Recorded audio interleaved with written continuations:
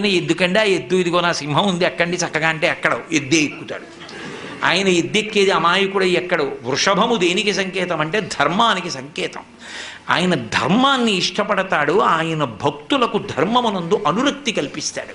అటువంటి పరమశివ తత్వాన్ని మార్చి మాట్లాడి ఎందుకమ్మా ఆయనతో పెళ్ళేమిటమ్మా నా మాట విని విడిచిపెట్టు అని, నేను చక్కగా చూడు ఎంత యవ్వనంలో ఉన్నానో, నీకు తగినటువంటి వాణ్ణి కాబట్టి నన్ను తగిలి నీవు నా వెంట చనుదెమ్ము వనటకుంద నేత్ర వనజనేత్ర, నన్ను తగులుకుని నాతో వచ్చేయి, వదిలేయి తపస్సు అన్నాడు. విందావిడ వీడట బ్రహ్మచారియట వీనుల పెట్టక రాని మాటలే ఆడుచునున్నవాడు నమశివాయయుండు ఆడగరాదు. వీని కపటాత్ముని వీపున వేసి ద్రొబ్బుడని ఉగ్రత పల్కిన కాంతలందరున్. వీడు ఇష్టం వచ్చినట్టు మాట్లాడుతున్నాడు, శివనింద చేస్తున్నాడు.